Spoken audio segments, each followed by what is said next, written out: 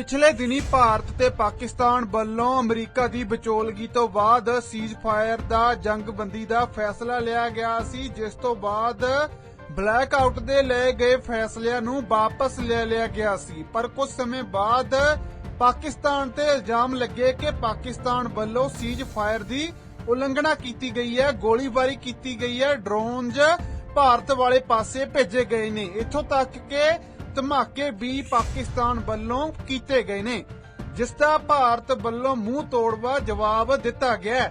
ਮੁੜ ਤਣਾਅ ਵਾਲੇ ਮਾਹੌਲ ਦੇ ਚੱਲਦੇ ਪੰਜਾਬ 'ਚ ਕਈ ਥਾਵਾਂ ਤੇ ਪਿਛਲੇ ਦਿਨੀ ਬਲੈਕ ਆਊਟ ਦਾ ਫੈਸਲਾ ਵੀ ਮੁੜ ਲੈ ਲਿਆ ਗਿਆ ਸੀ ਤੇ ਇਸ ਵਿਚਾਲੇ ਹੁਣ ਭਾਰਤੀ 에ਅਰ ਫੋਰਸ ਦਾ ਵੱਡਾ ਬਿਆਨ ਸਾਹਮਣੇ ਆਇਆ ਹੈ। ਭਾਰਤੀ 에ਅਰ ਫੋਰਸ ਵੱਲੋਂ ਟਵੀਟ ਕਰਕੇ ਕਿਹਾ ਗਿਆ ਕਿ ਆਪਰੇਸ਼ਨ ਸਿੰਦੂਰ ਅਜੇ ਜਾਰੀ ਹੈ। ਇਸ ਦੇ ਨਾਲ ਹੀ ਉਹਨਾਂ ਦਾਅਵਾ ਕੀਤਾ ਹੈ ਕਿ ਜੋ ਵੀ ਟਾਸਕ, ਜੋ ਵੀ ਕੰਮ ਉਹਨਾਂ ਨੂੰ ਦਿੱਤਾ ਗਿਆ, ਉਹਨਾਂ ਵੱਲੋਂ ਉਸ ਟਾਸਕ ਨੂੰ, ਉਸ ਕੰਮ ਨੂੰ ਪੂਰਾ ਕੀਤਾ ਗਿਆ। ਭਾਰਤੀ 에ਅਰ ਫੋਰਸ ਨੇ ਇਹ ਵੀ ਕਿਹਾ ਕਿ ਜਲਦ ਹੀ ਆਪਰੇਸ਼ਨ ਦੀ ਜਾਣਕਾਰੀ ਸਾਂਝੀ ਕੀਤੀ ਜਾਵੇਗੀ। ਇਸ ਦੇ ਨਾਲ ਹੀ ਉਹਨਾਂ ਵੱਲੋਂ ਇੱਕ ਅਪੀਲ ਵੀ ਪੂਰੇ ਦੇਸ਼ ਵਾਸੀਆਂ ਨੂੰ ਕੀਤੀ ਗਈ ਹੈ ਕਿ ਕਿਸੇ ਵੀ ਤਰ੍ਹਾਂ ਦੀ ਅਫਵਾਹ ਤੇ ਯਕੀਨ ਨਾ ਕੀਤਾ ਜਾਵੇ। ਦੂਜੇ ਪਾਸੇ ਭਾਰਤ ਦੇ ਪ੍ਰਧਾਨ ਮੰਤਰੀ ਨਰਿੰਦਰ ਮੋਦੀ ਵੱਲੋਂ ਇੱਕ ਹਾਈ ਲੈਵਲ, ਇੱਕ ਵੱਡੀ ਮੀਟਿੰਗ ਭਾਰਤ ਦੀਆਂ ਤਿੰਨਾਂ ਸੈਨਾਵਾਂ ਦੇ ਨਾਲ ਕੀਤੀ ਗਈ ਹੈ, ਜਿਸ 'ਚ ਰੱਖਿਆ ਮੰਤਰੀ ਰਾਜਨਾਥ ਸਿੰਘ, ਭਾਰਤ ਦੇ ਰਾਸ਼ਟਰੀ ਸੁਰੱਖਿਆ ਸਲਾਹਕਾਰ ਅਜੀਤ ਡੋਵਾਲ ਵੀ ਸ਼ਾਮਲ ਹੋਏ ਨੇ। ਇਸ ਮੀਟਿੰਗ 'ਚ ਪ੍ਰਧਾਨ ਮੰਤਰੀ ਮੋਦੀ ਵੱਲੋਂ ਬਾਰਡਰਾਂ ਤੇ ਬਣੇ ਮਾਹੌਲ ਬਾਰੇ ਹਰ ਤਰ੍ਹਾਂ ਦੀ ਜਾਣਕਾਰੀ ਲਈ ਗਈ ਹੈ।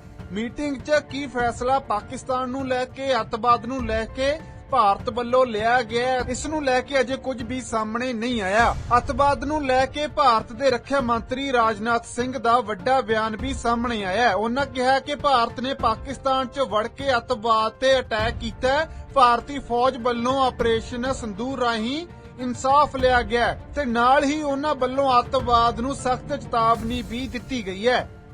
जिन भारत विरोधी और आतंकी संगठनों ने भारत माता के मस्तक पर हमला करके कई परिवारों के सिंदूर मिटाए थे, उन्हें भारतीय सेना ने ऑपरेशन सिंदूर के माध्यम से इंसाफ दिलाने का काम किया है। और इसके लिए आज सारा देश भारतीय सेनाओं का अभिनंदन कर रहा है। ऑपरेशन सिंदूर सिर्फ एक सैन्य कार्रवाई भर नहीं है, बल्कि भारत की राजनैतिक, सामाजिक और सामरिक इच्छा शक्ति का प्रतीक है। यह ऑपरेशन आतंकवाद के खिलाफ भारत की दृढ़ इच्छा शक्ति का और सैन्य शक्ति की क्षमता और संकल्प शक्ति का भी प्रदर्शन है। हमने दिखाया है, भारत आतंकवाद के खिलाफ जब भी कोई कार्रवाई करेगा तो आतंकवादियों और उनके आकाओं के लिए सरहद पार की जमीन भी सुरक्षित नहीं रहेगी। भारतीय सेनाओं ने ऑपरेशन सिंदूर को पाकिस्तान में मौजूद आतंकी ढांचा ढहाने के उद्देश्य से लॉन्च किया था। हमने उनके आम नागरिकों को कभी निशाना नहीं बनाया था, मगर पाकिस्तान ने न केवल भारत के नागरिक इलाकों को निशाना बनाया, बल्कि मंदिर, गुरुद्वारा, गिरजाघर पर भी हमले करने का प्रयास किया। भारतीय सेना ने शौर्य और पराक्रम के साथ साथ संयम का भी परिचय देते हुए पाकिस्तान के अन्य ठिकानों पर भी प्रहार करके करारा जवाब दिया है। हमने केवल सीमा से सटे सैन्य ठिकानों पर ही नहीं कार्रवाई की, बल्कि भारत की सेनाओं की धमक उस रावलपिंडी तक सुनी गई, जहां पाकिस्तानी फौज का हेडक्वार्टर मौजूद है। मित्रों, भारत में आतंकवादी घटनाएं करने और कराने का क्या अंजाम होता है, यह पूरे विश्व ने उरी की घटना के बाद देखा, जब हमारी सेना ने पाकिस्तान में घुसकर सर्जिकल स्ट्राइक की।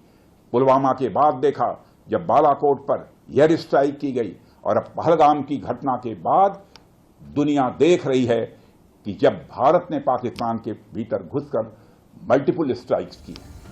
ਫਿਲਹਾਲ ਦੇਖਣਾ ਹੋਵੇਗਾ ਕਿ ਬਾਰਡਰਾਂ ਤੇ ਆਉਣ ਵਾਲੇ ਸਮੇਂ 'ਚ ਕਿਹੋ ਜਿਹੇ ਹਾਲਾਤ ਰਹਿੰਦੇ ਨੇ ਕਿ ਪਾਕਿਸਤਾਨ ਆਪਣੀਆਂ ਨਾਪਾਕ ਹਰਕਤਾਂ ਤੋਂ ਬਾਜ਼ ਆਵੇਗਾ। ਇਹ ਆਪਣੇ ਆਪ 'ਚ ਵੱਡਾ ਸਵਾਲ ਹੈ। Bureau report, Jagbani TV.